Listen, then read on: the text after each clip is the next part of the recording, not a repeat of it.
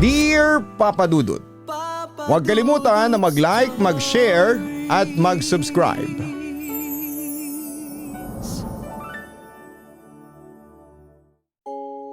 Dear Papa Dudut,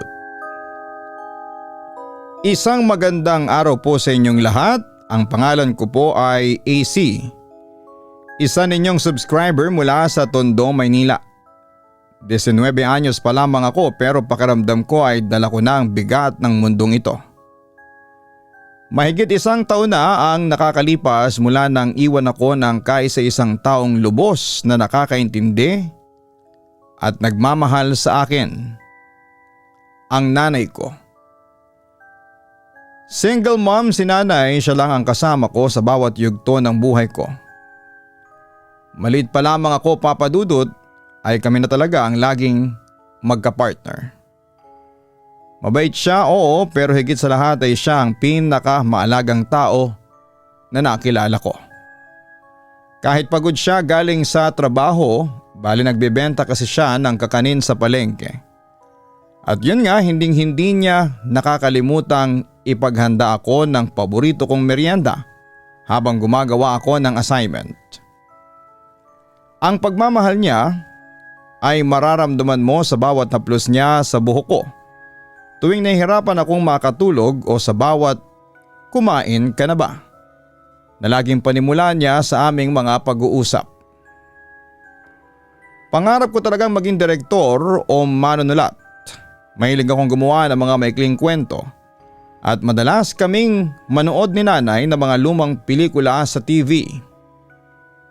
At doon nagsimula ang isa pang malaking bahagi ng buhay namin, ang pagiging Noranian ni nanay.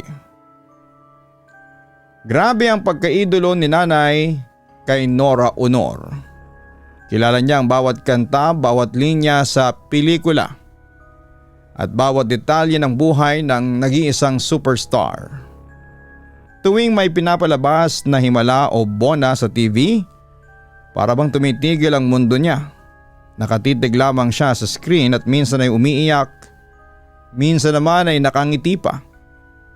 Tapos ay madalas ang sound trip niya ay yung mga kantang inawit ng superstar tulad ng I'll Never Find Another You, Loving You, Yesterday When I Was Young, and I Love You So.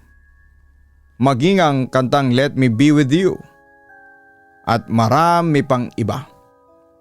Maski ako ay napapagaya na rin kay nanay lalo na sa videoke. Pero dahil hindi ako singer kumpara kay nanay na maganda ang boses, ang madalas ko lang kantahin ay ang Pearly Shells at ang Tiny Bubbles. AC, madalas niyang sabihin sa akin habang inahaplos ang pisngi ko. Darating ang araw. Makikita mo at magiging sikat kang direktor at kapag nangyari yon, hiling ko lang sa iyo na ilapit mo ako kay Nora Honor.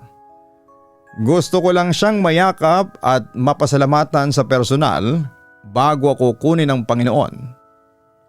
Yon ang naging panata ko, Papa Dudut.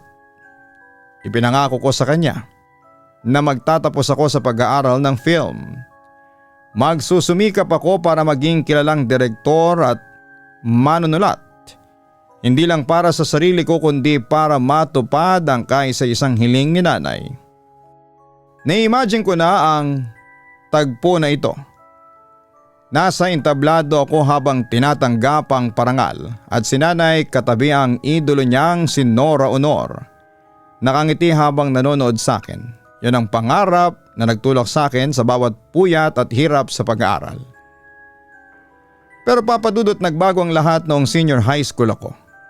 Nagsimula ako mabuli ng isang grupo ng mga kaklase ko noong grade 11 ako at nagpatuloy yon hanggang grade 12. Hindi ko alam kung bakit ako napag-iinitan nila. Baka dahil tahimik ako o dahil mahirap lamang kami. Araw-araw ay tinutukso nila ako, Papa Dudut. Tinataguan ng mga gamit ko at kung ano-anong paninira ang kinakalat tungkol sa akin. Noong una ay hindi ko sinasabi kay nanay, ayokong mag-alala siya, pero napansin niyang madalas akong umiiyak pag uwi ko. At nawala na ako ng ganang kumain.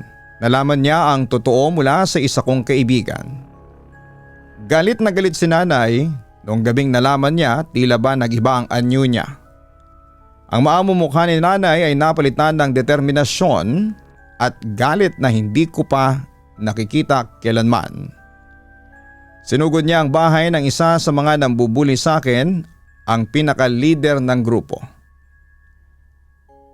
Sumama ako sa kanya, natatakot sa maaaring mangyari.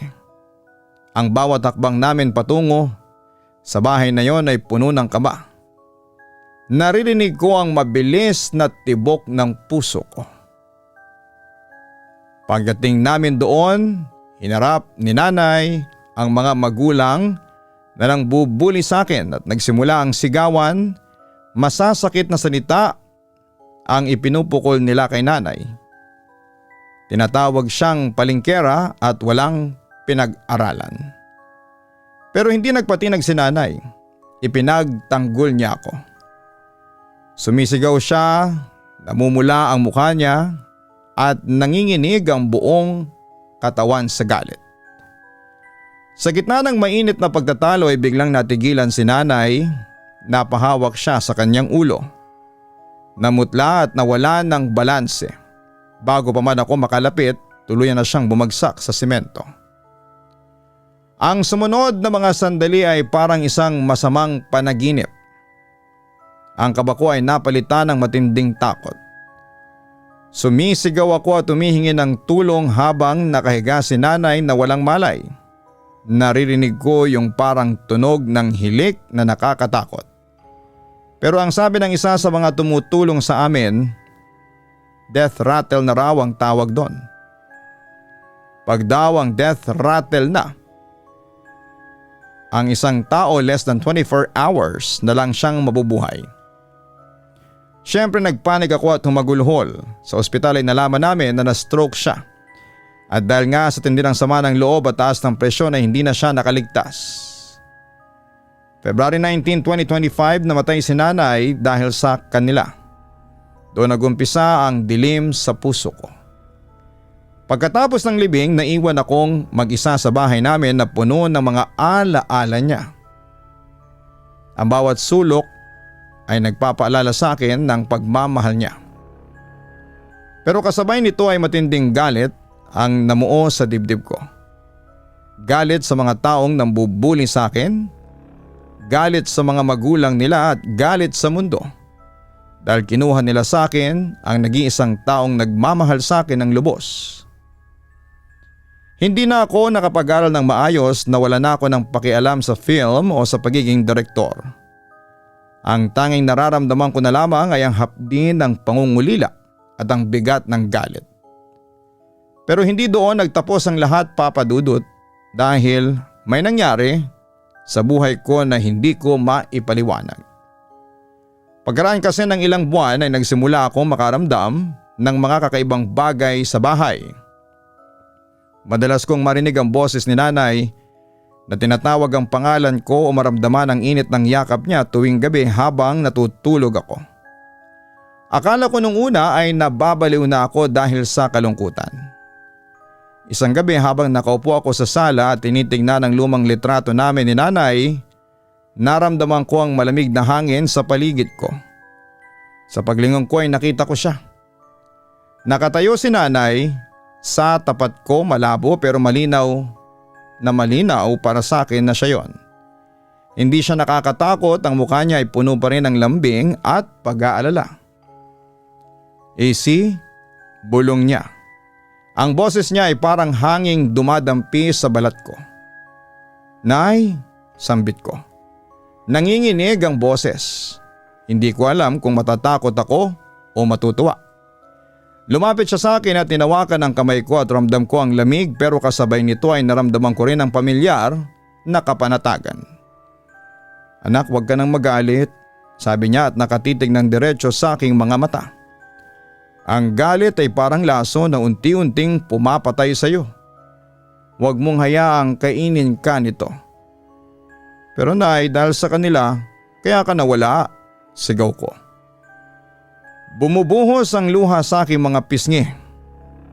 paano ko sila mapapatawad? Ngumiti si nanay, isang malungkot pero mapayapang ngiti. Ang pagpapatawad ay hindi para sa kanila, AC. Ito ay para sa iyo. Para makalaya ka sa bigat na dinadala mo. Para makapagsimula kang muli. Ilang gabi pa siyang nagparamdam sa akin at palaging dala ang parehong mensahe. Matutong magpatawad. Samantala noong sumunod na gabi, bandang 3:00 ng madaling araw, nakasubsob ang mukha ko sa keyboard ng laptop ko, Papa Dudut. Punong-puno ang mesa ko ng mga papel at maraming barya na pilit kong pinagkakasya para sa pamasahe bukas. Pagod na ako at ramdam ko ang pait ng luha sa gilid ng mga mata ko habang naiisip ko, nanay, bakit ang hirap? Bakit kailangang mag-isa lamang ako? Biglang huminto ang ingay ng electric fan. Tumahimik ang paligid pero hindi ito nakakatakot. Isang pamilyar na amoy ang dumaan sa ilong ko. Amoy ng bagong luto na kakanin at ang sabon na laging gamit ni nanay. Naramdaman ko ang isang malamig ngunit malambot na haplos sa aking likuran. AC, huwag kang iiyak. Nandito lang si nanay. Napabalikwas ako, Papa Dudut, pagkarinig ko noon. Pero wala akong nakita sa dilim. Pero alam ko na naririto siya. Nararamdaman ko ang presensya niya sa tabi ng upuan ko. Mamayang kaunti ay humiga ako sa katre, dilat ang mga mata at nanginginig ang mga kamay dahil sa stress, sa school at sa galit na paminsan-minsan ay bumabalik pa rin kapag naaalala ko ang mga pumatay sa kanya. Pero sa gitna ng dilim, naramdaman ko ang paglubog ng kama sa may paanan ko. Tila may umupo doon. Dahan-dahang gumalaw ang mga daliri sa aking noo, hinawi ang buhok ko gaya ng ginagawa ni nanay noong bata pa lamang ako. Nay, ikaw ba yan? Galit pa rin ako, hindi ko pa rin kayang patawarin sila ng buo. Ang sakit-sakit pa rin. Tahan na, AC. Ipikit mo ang iyong mga mata. Ang galit, anak, ay parang mabigat na tripod. Kung hindi mo ibababa ay mangangalay ka lang at hindi ka na makakakuha ng magandang anggulo sa buhay. Naramdaman ko ang ulo ko na tila nakapatong sa kanyang kandungan. Nagsimula siyang humuni, Papa Dudut, isang kanta ni Nora Honor, ang Pearly Shells, na paborito niyang kantahin habang naglalaba. Matulog ka na, anak ko. Ako ang magbabantay sa iyong mga panaginip. Hinding-hindi kita pababayaan. Pagkatapos noon ay ipinikit ko na ang aking mga mata at payapang natulog ng gabing yon. Lumipas sa mga araw, naging maganda ang mood ko, Papa Dudut.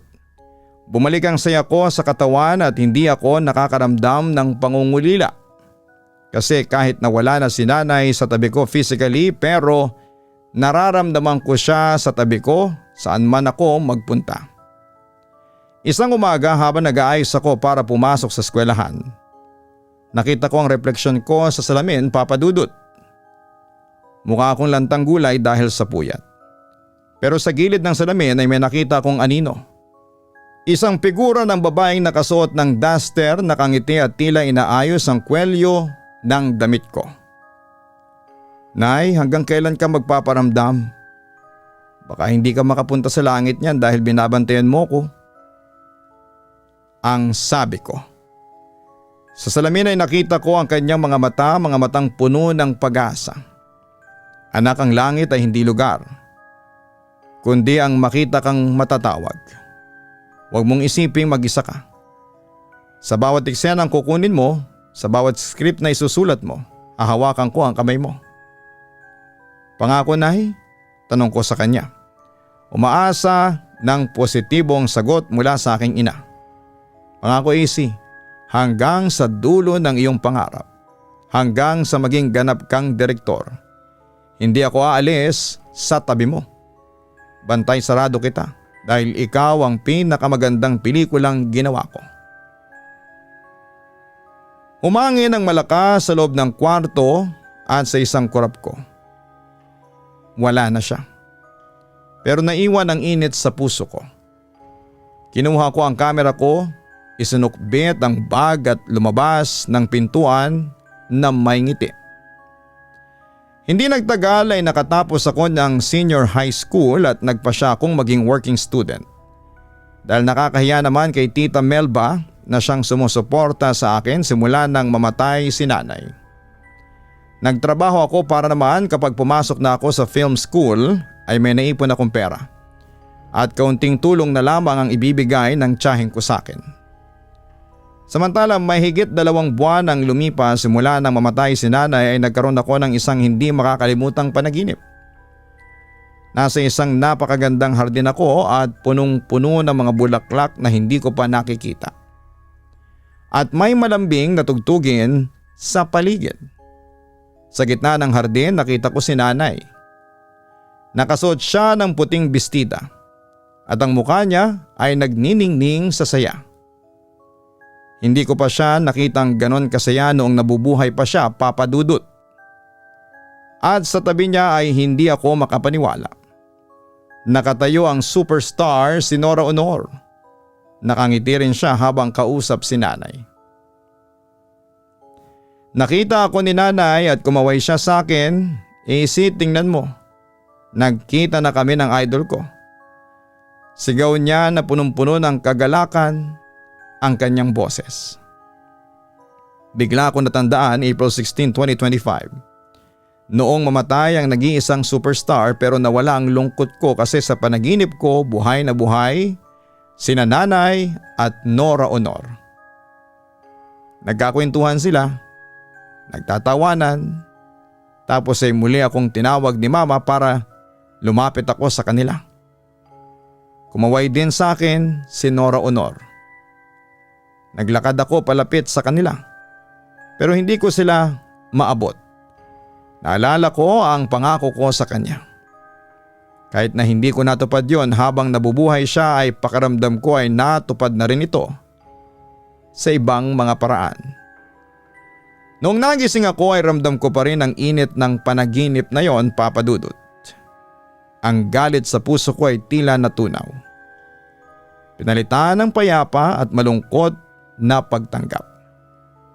Naintindihan ko ang sinasabi ni nanay. Ang pagpapatawad ay hindi madali. Pero ito ang tanging paraan para makalaya ako sa nakaraan at makapagsimulang muli. Ngayon ay mahigit 1 taon na ang nakakalipas mula nang sumakabilang buhay si nanay. Hindi na rin siya nagpaparamdam sa akin at naiisip ko na baka tuluyan na siyang nakapag-crossover. O kung nanonood pa rin siya sa akin. Pero alam ko, nasaan man siya naroroon, masaya na siya. At ako ay nagsisimula na ako mag-aral ng film. Hindi ko alam kung magiging sikat akong direktor pero gagawin ko ang makakaya ko. Para matupad ang pangarap namin ni nanay para sa kanya.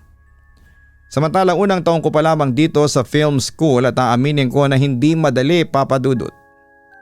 Minsan nakaupo ako sa sulok ng aming maliit na apartment. Tanging ang liwanag lang ng laptop ang kasama.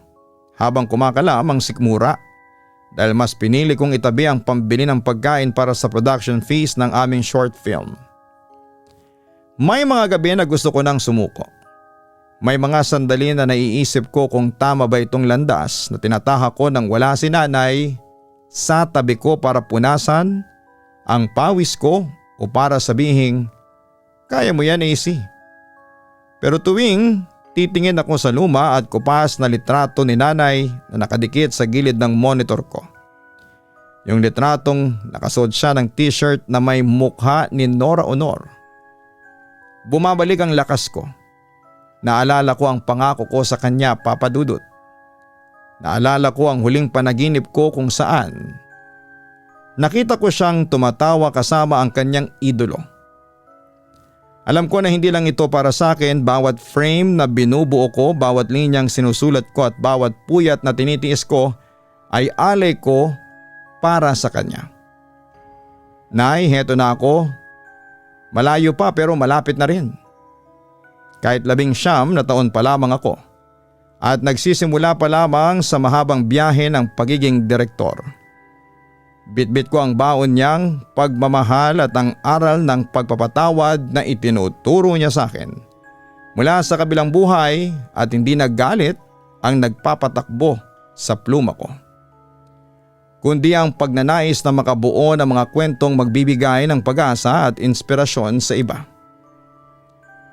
Mga pelikulang kasing ningning na mga bituing hinahangaan niya. Pangako ko, Nay, pagkatapos ng 4 na taon, kapag nakuha ko ng diploma ko at tumayo na ako sa likod ng kamera, bilang isang ganap na filmmaker, gagawa ako ng pinakamagandang pelikula sa mundo. Isang obra na magpapakita kung gaano ka kadakila. At kahit na wala ka na rito sa pisikal na mundo, alam kong ikaw ang magiging pinakamaingay na tagapalakpak sa premiere night ko mula sa langit. Para sa iyo, Nay, para sa pangarap nating dalawa. Papadudot, sa totoo lang umiiyak ako habang tinatype ko ang kwento ko. Oo, umiiyak ako pero puno ako ng pag-asa. Alam ko na hindi ako pababayaan ng Diyos habang tinataha ko ang aking landas patungo sa tagumpay. Hanggang dito na lamang po, Papa Dudut. Thank you and God bless po sa inyong lahat. Lubos na nagpapasalamat, AC. Ang kwento mo, AC, ay hindi lamang isang kwento ng multo at trahedya. Ito ay isang salamin ng realidad na puno ng mahahalagang aral na maaari nating dalhin sa tunay na buhay. Ang pagpapatawad ay para sa iyong sariling kapayapaan. Ito ang pinakamalakas na mensahe ng iyong ina mula sa kabilang buhay. Ang pagpapatawad ay hindi nangangahulugang tama ang ginawa ng mga nambubuli, kundi ang pagpili na huwag nang maging bilanggo ng sarili mong galit. Gaya ng sabi ng iyong ina, ang galit ay parang lason yan. Imbis na ang kaaway ang mapinsala, ang sarili mo ang unti-unting nauubos. Ang pag-ibig ng ina ay higit pa sa kamatayan. Ipinapakita ng kwento ng ugnayan ng mag-ina ay hindi napuputol sa kamatayan. Ang pagpaparamdam ng iyong ina, ang pagpapatulog sa iyo at ang pagbabantay sa iyong pag-aaral ay simbolo na ang impluwensya at gabay ng mga mahal natin sa buhay ay nananatili sa ating mga puso at konsensya kahit na wala na sila sa ating mga tabi. Gawing inspirasyon ang pighati. Imbis na hayaang lamunin ka ng depresyon at galit, ginagamit mo ang pangarap ng iyong ina bilang gasolina para magsumikap ka sa film school. Ang sining ay isang paraan upang bigyang buhay muli ang mga mahal nating nawala na at ipagpatuloy ang kanilang mga hindi natupad na mga pangarap. Samantala, ang pagkamatay ng iyong ina dahil sa stress mula sa pakikipag-away sa mga magulang na mga nambuli sa iyo ay isang paalala na ang bullying at marahas na komprontasyon ay may totoong epekto. Nagtuturo ito ng responsibilidad na ang bawat asaran o pananakit ay maaaring magbunga ng trahedyang hindi na mababawi pa kailanman. Panghuli, ang pagiging porsigido mo sa pag-aaral kahit mahirap ang buhay estudyante ay nagpapakita ng tunay na motibasyon ay hindi nang galing sa pera o kasikatan, kundi sa pangakong binitawan sa isang mahal sa buhay. At ang tagumpay ay mas makabuluhan kapag ito ay isang pagpupugay. Huwag kalimutan na mag-like, mag-share at mag-subscribe. Hanapin din po ang Kaistorya YouTube channel, ang Papa Dudut Family po. Hanapin nyo at Papa Dudut Family para kayo po ay makapag-subscribe. Tayo po ay napapanood at napapakinggan sa Spotify at sa YouTube channel na Papa Dudut. Maraming salamat po sa inyong lahat.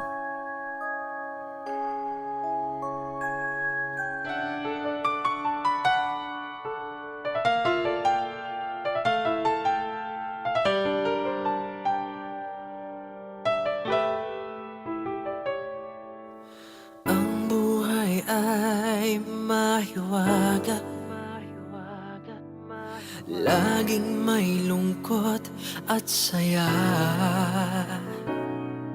Sa Papa Dudut Stories, laging may karamay ka.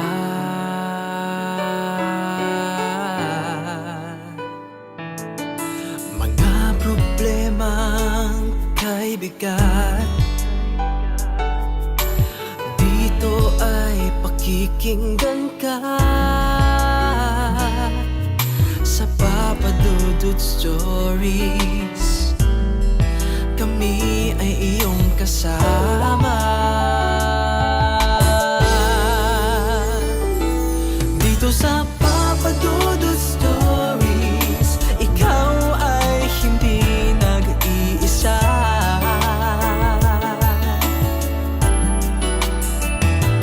Dito sa Papa Dudut Stories, may nagmamahal sa'yo.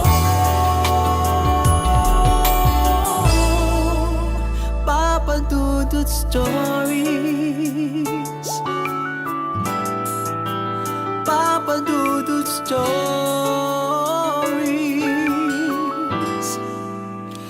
Papa Dudut Stories.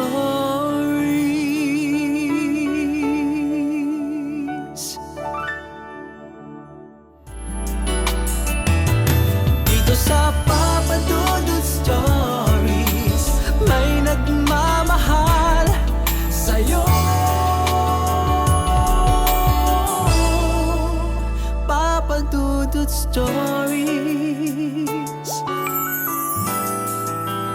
Papa Dudut Stories. Hello mga ka-online, si Papa Dudut po ito. Nagustuhan niyo ba ang kwento natin ngayong araw? Pwede kayong mag-post ng inyong mga komento at huwag din kalimutan na mag-like, mag-share at mag-subscribe.